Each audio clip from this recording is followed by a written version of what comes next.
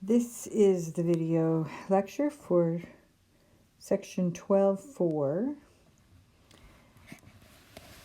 This is on similar triangles and other similar figures.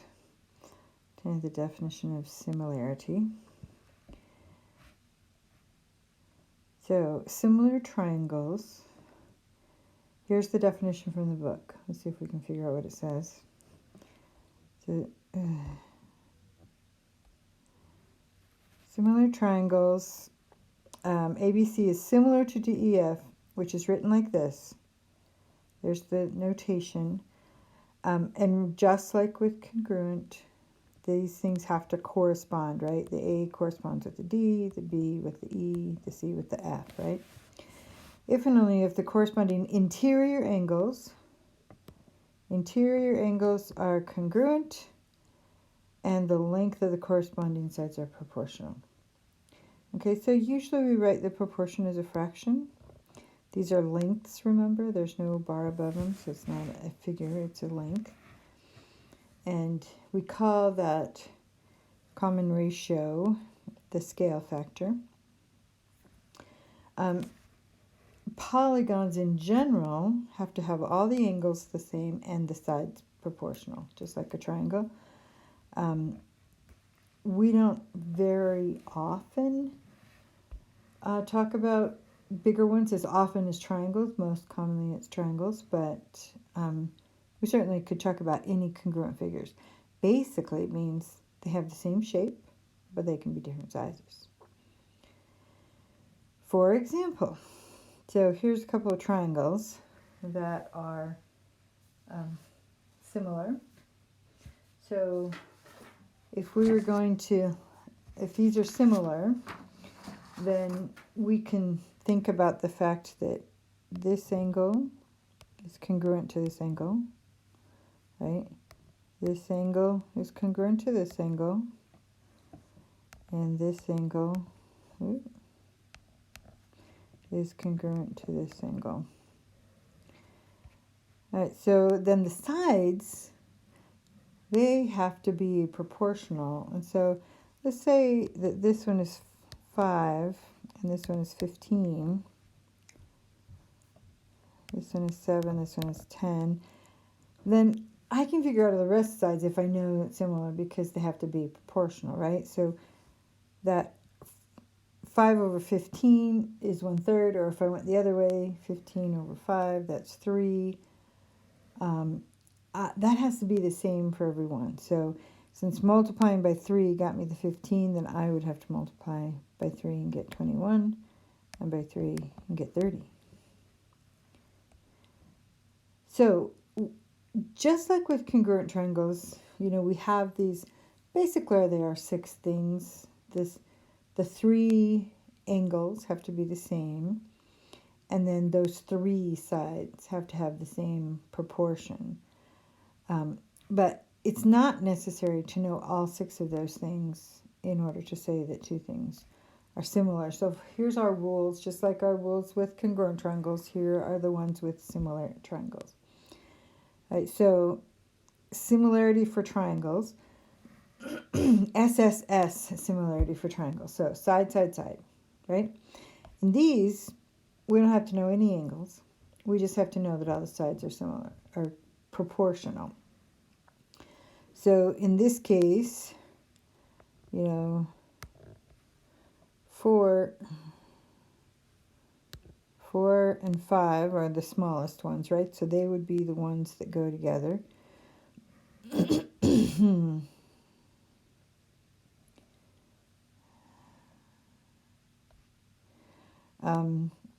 So that proportion is 4/5. If I look at the longest side, that would be the 8 and the 10, right? So 8 over 10, that reduces to 4 over 5. You notice that here, I've written them as this ratio like this, right? Or reduced is 4 over 5. In the previous one we talked about fractions, but these work the same as a fraction. So if you want to write a proportional with a colon, That's like what we did with odds, right? And it can still work the same thing. It still works out like a fraction. You can reduce it like a fraction. You you can multiply both sides or top and bottom of a fraction just like you can the top and bottom of a fraction, right? So you could write it as a fraction. In this screen, it's written as with a colon. But you see that they all turn out to be the same. So they're all proportional. So that's side, side, side. So if we know all the sides and they turn out to be proportional, then we know they're similar. Now side angle side, we know two of the sides and we know the angle that's between them. All right, so in this case, here's the congruent angle. Oops. 75 and 75, right? So then the sides that are next to them have to be proportional. So the smaller one, the 15 and the 10, those are the ones that correspond. So 15 over 10, does that equal 21 over 14? So that's kind of our question. Does it? Well, 15 times 10 is 150. And 21 times, wait a minute. They're not both 10s. What did I have wrong here? 15 over 10, 21 over 14. Sorry, that was supposed to be a 14. So 15 times 14 is going to be 30 times 7, so that's going to be 210. And 21 times 10, that's going to be 210. Sorry, I'm not that good with the stylus. Okay, this is like my favorite one because this one we use more often. We only need to do two things in this one. We only need to show two angles. And the fact is that if you know two angles, you automatically know the third. So if you know the angles, you don't need to know any sides. You know they're proportional because the triangles are similar. All right, so here's your first activity. Hopefully you printed out the activities. In this one, there are 6 triangles on here. I want you to figure out which ones are similar and write the correct similarity statement. So go ahead and pause the video and figure out the similar triangles and write the correct similarity statement.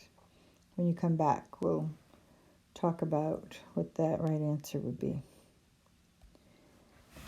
Okay, hopefully you have done this worksheet. Let's just look at, let's start with triangle ABC.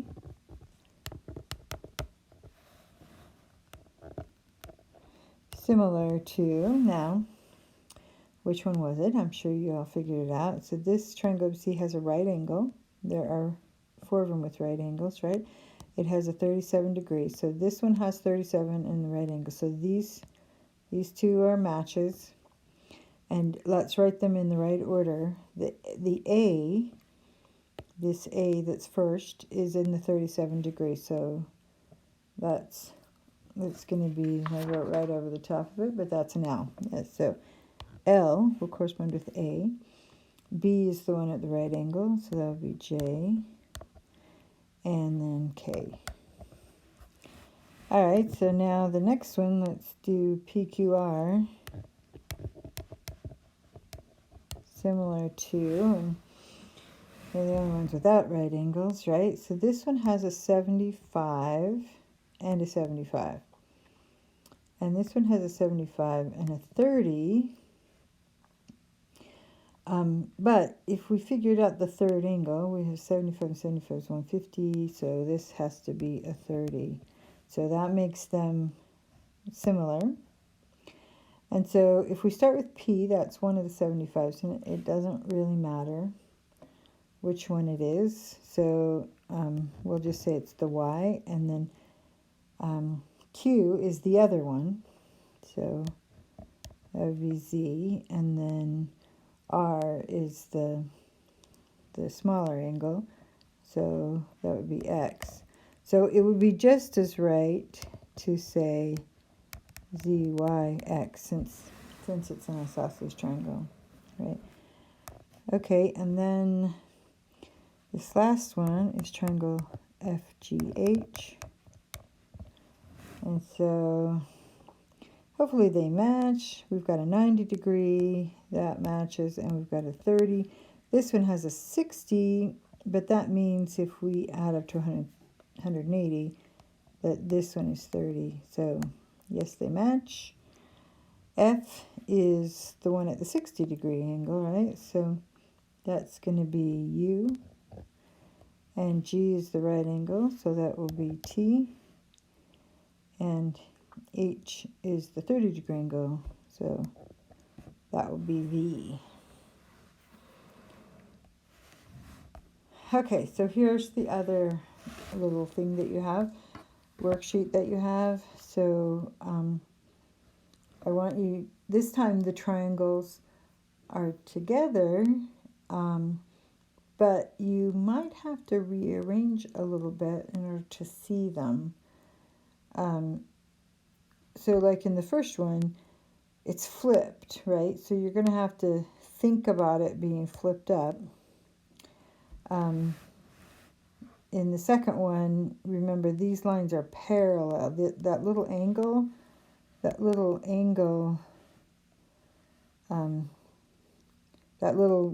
arrow there means that the lines are parallel. So keep that in mind when you're trying to find congruent angles. In the third one, there are actually 3 triangles I want you to look for. So here's one, and here's one, and then the big one, right? So there are 3, and they are all 3 similar to each other. So I want you to do that, and then you're supposed to find the variables that are left, the unknowns. So most of them have 2, but this one here in the middle, this third one, it has 3, an A and a B and an H. Okay? And then this one has this little triangle, and then that, that bigger triangle. Okay, so that is those are the overlapping ones. So pause the video, go and I want you to find the similarity statement, and then I want you to find those missing sides, the lengths of the sides.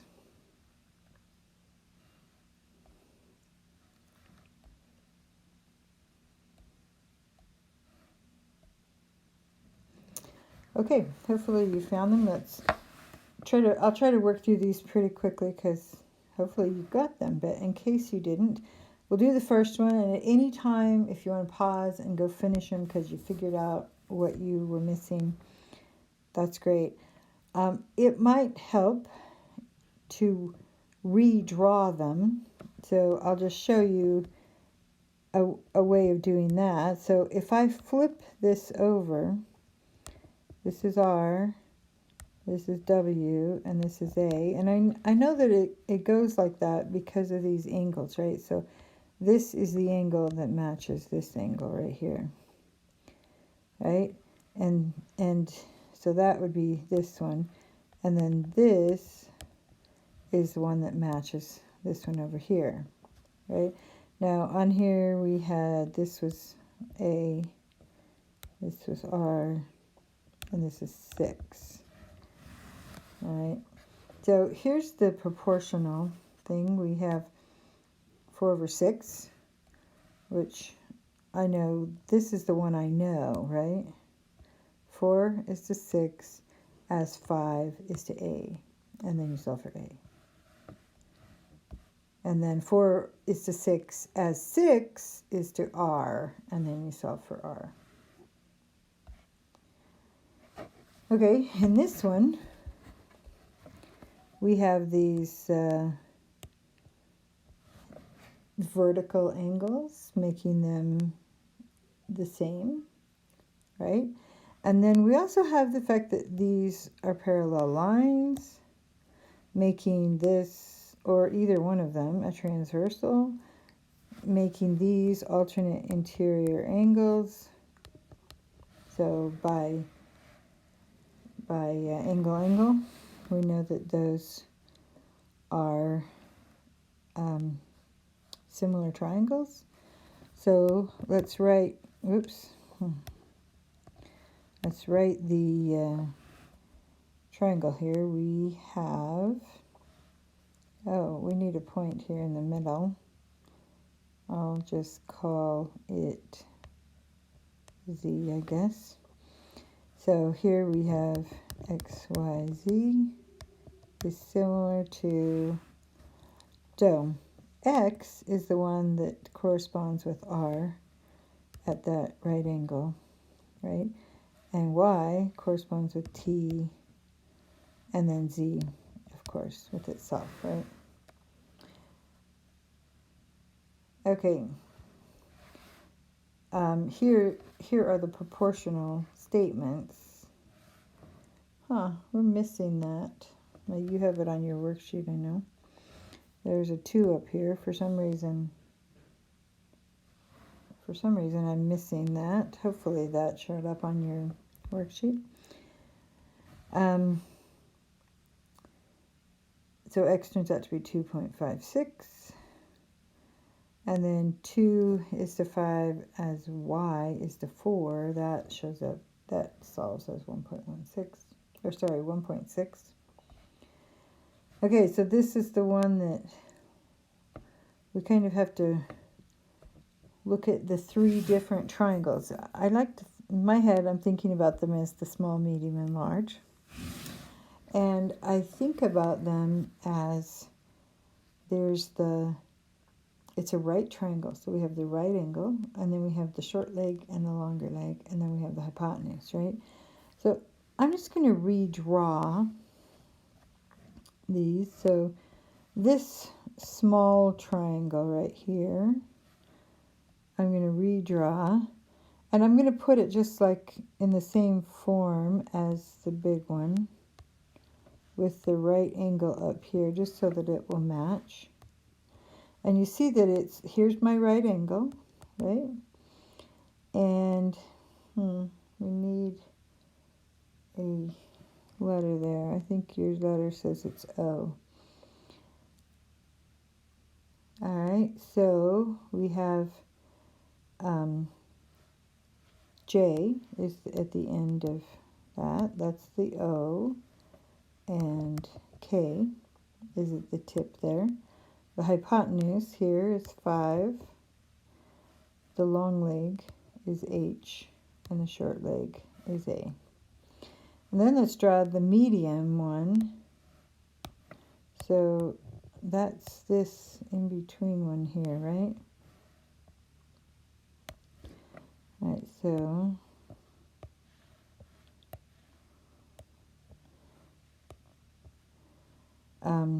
again, that's at O.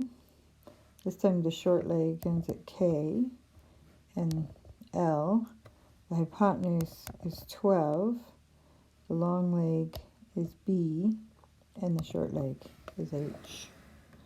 So there are 3 triangles kind of written together.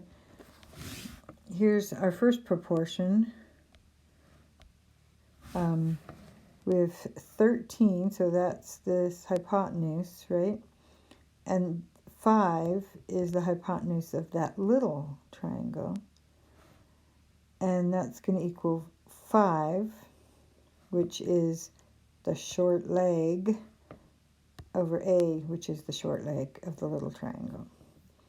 And that solves to be 25 over 13 and about 1 point. Maybe I don't want that color. Okay, so the next the next proportion is 13, so that's this one, over 12, because now I'm going to use the big one because it has the B, right? And B is the long leg, so I have to use the 12, which is the long leg, over the B. So that's the 13 over 12 equals 12 over B, and solve that. And here's the last proportion. I'm looking for H, right? So there's actually H's in a couple places. But this long leg, I have a 12 here on the long leg. So whereas if I try to solve this A, I could do it with this H, then I could do it with the A that I found before. But that turned out to be a decimal, so it'd be easier to use whole numbers. So that's why I did 13 over 5, and that's going to equal 12 over H, and that solves out. So those are the three triangles for that triangle. And finally, we have this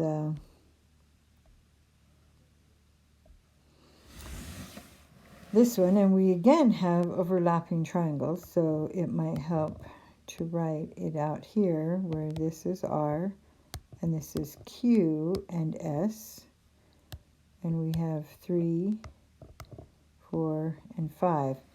Now let's think about this big triangle for a minute. This side is actually 5,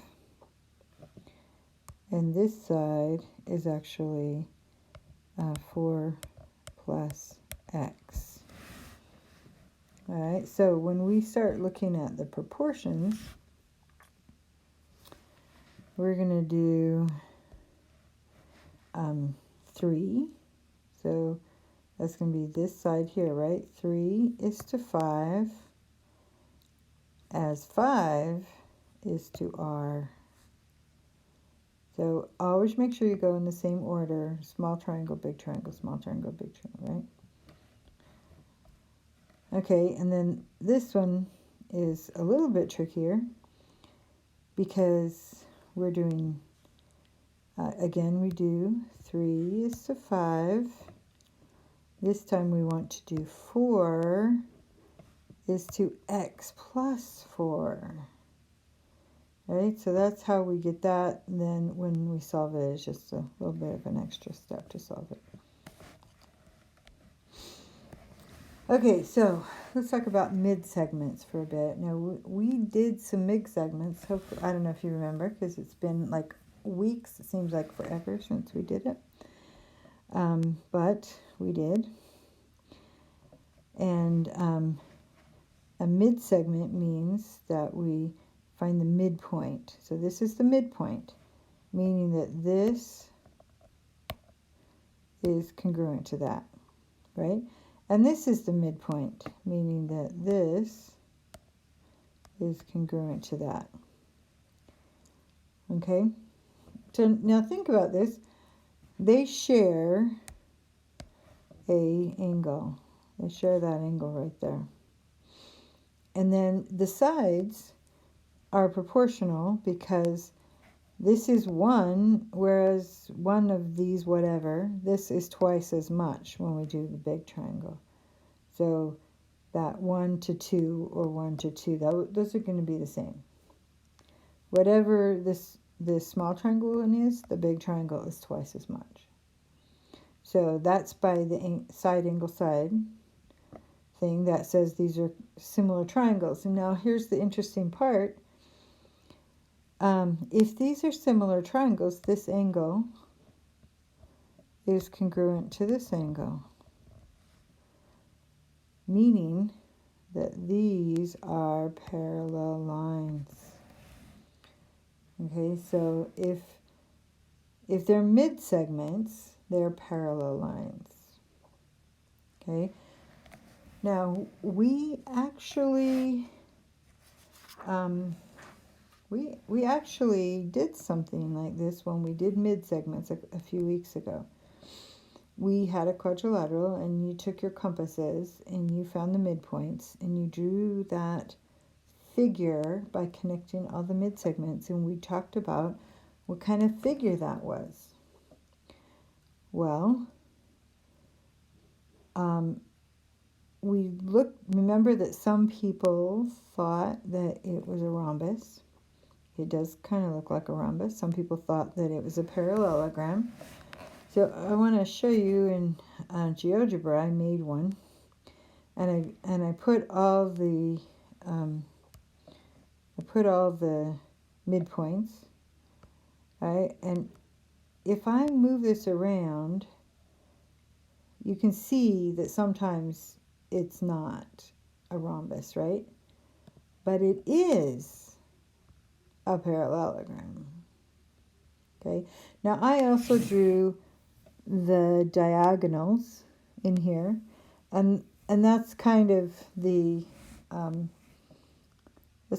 point with it, and it will be easier for me to write on it if I come back to the PowerPoint. So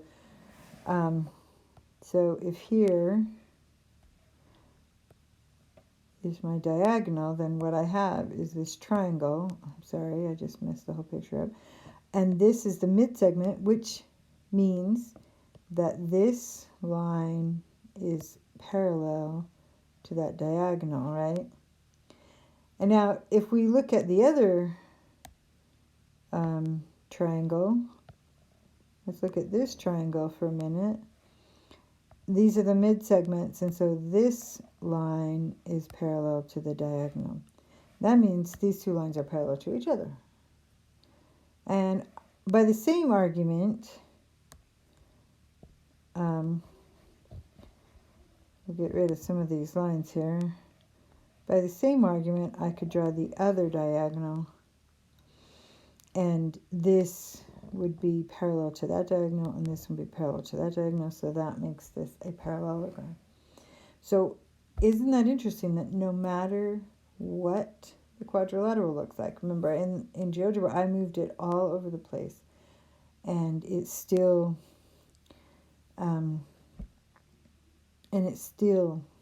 will be a parallelogram no matter what.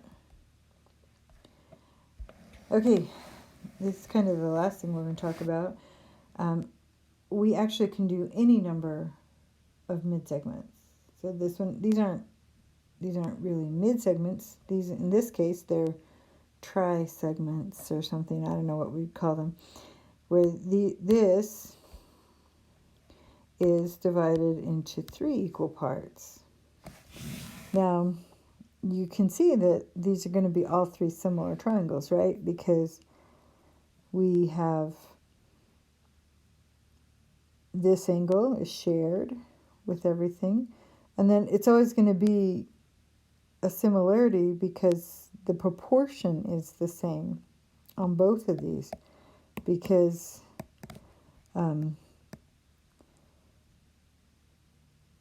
that's always going to be the same, right? And the same thing goes if I have one side and I draw parallel lines, it has to break the other side up in the same proportion. And so that is the way that we get around trisecting a segment. So, and I think there's one that shows up in the homework about trisecting a segment. So it's super hard for me to show you something with a compass. I'll show you in a minute. GeoGebra, again, you can do some constructions, but I have to admit that I'm not very good on the iPad. I'm better on a regular computer with a mouse. But GeoGebra is free. It has a compass tool. And if you don't have a compass, you can do your constructions with GeoGebra and then just take a clip of it and post it or print it out or whatever you'd like. Or you can, to turn stuff in, right? But you do have one of these to do, and you may either do it with a compass. I'm going to show you how to do it with a compass. And if you can do it with GeoGebra. So if you don't have a compass, you probably should have one. So you might think about getting one. But if you really don't want to, you can learn how to do GeoGebra. So we're going to use that idea for trisecting this. We're going to use that idea we just talked about with parallel lines, right? So we are going to make a ray going off, okay? Now you will use a straight edge, but it's kind of hard for me to do that on my iPad, so I'm just going to show you what it would be. Then you set your compass for whatever length you want, okay? So, and maybe you want your ray to be up higher so that you have more room to work. It's not so crowded. It seems like the smaller you're trying to work with a compass, the harder it is to be accurate. But so you're going to set your compass. Let's say I set it and I mark right here, and you leave your compass the same, and you're going to mark it right here, and you leave it the same, and you're going to mark it right here. Okay, and now what you have, if I end my segment there and make this a triangle, I have one side that's divided into 3 equal parts. Now I want the other side to be divided into 3 equal parts. So can you imagine what you're going to do? You're going to make a parallel line, a line that's parallel to this line here on the end, but goes through this point. Now, to do that, the easiest way to do that is that rhombus method we talked about. So you still have your compass set at the same, and you're going to mark it here, right? So this is the same as this, and you're going to mark it out here, and you're going to mark it out here, so that this, well, I didn't do that very accurately, I'm sorry, but this figure here should be a rhombus because all the sides are the same length, and that means that it's a parallelogram, which means that line would be parallel to our baseline. Now, you're going to use with a compass. I was just eyeballing it. Got a little off, I can tell, right? So do the same thing here. We're going to come from here. We're going to have a mark on this line, and then over here, and then we're one for this angle, one for this one, and then we'll make that other parallel line. Okay, so I do want to show you how to do this with GeoGebra. See if I can make it work, because I'm not good at doing this with a stylus. I'm better at doing this with a mouse, but I'm going to give it a shot. Okay, so there's my segment, and we can do any segment. What we're trying to do is we're trying to trisect that segment. So I'm just going to make a ray that goes off somewhere. Okay, where did I get that line?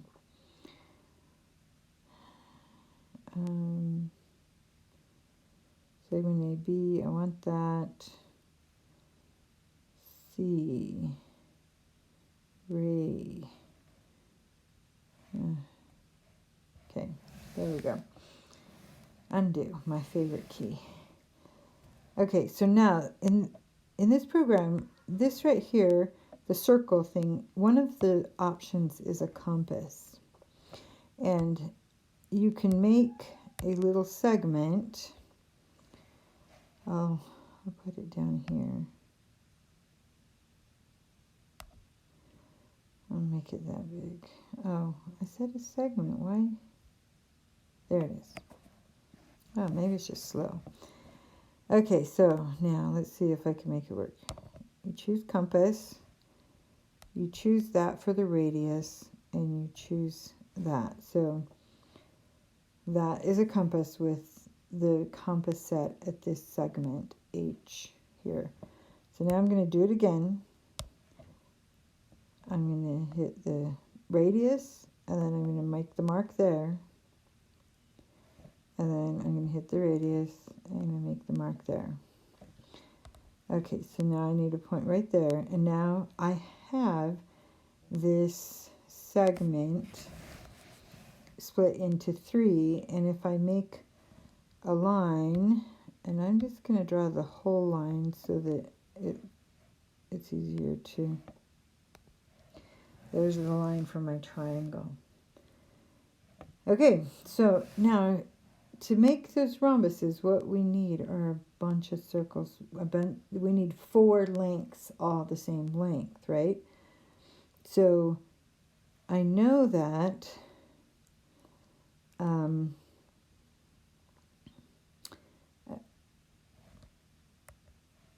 okay, so I'm going to do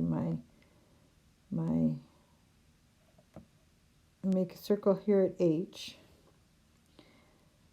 All right, so now what I have, and let me just mark this. I know that this length and this length are the same length, right? Now, and I also know that out to circle E, from G out to this circle will be another length of that same, the pink line, right? Okay, so I'm going to make another circle. There's my radius. I want it to be right here. So now where these cross, that is my rhombus. So can you see it now? So there's the other side, and there's the other side, right? There's my rhombus. So I need a line through those 2 places. So there's one parallel line. So when I make one through F here, let's see, I just need the circle from here, because I already have the other ones. So right there, and then that's where I need my other parallel line. All right, and that is the way you trisect. Oops, that's not what I wanted. Are you kidding me? Come on.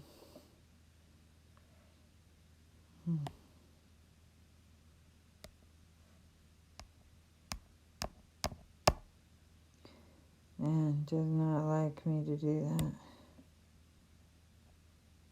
that. All right, well, it's not going to let me make a point there because the other one is too close. Let's turn that one off. I'll try one more time. Nope, it wants to go in that circle. But you can see the place. I can make it with the pen, actually. So there's one, and there's one, and that is a trisected segment, and that's the way that you have to trisect a segment. So I want you to do that as well as the other 2 ones. Take a picture of those 3 activities and turn them in on this assignment. There's one more thing from this section. Indirect measure is also in the book in this section. And there is a task on indirect measure. I'm not going to go in right now about how you do them because I've kind of given you some pictures, and one of them is a little video that show you some. I will say that I want you to actually measure something that you can't really measure with a tape measure or something. I want you to measure like a tree or like a height inside a building. If you need to be inside, or you can be outside but there's no sun for a shadow, then you can use the mirror method. And that's explained in the task as well. So I've given you a week to do the task, or at least until next Tuesday. Actually, so it's less than a week because we're starting with this. This is going to be due, and we'll talk about it on Thursday. All right, I will see you Tuesday at our regular class time on Zoom. Watch for that announcement that'll invite you to the conference. And we'll see you later.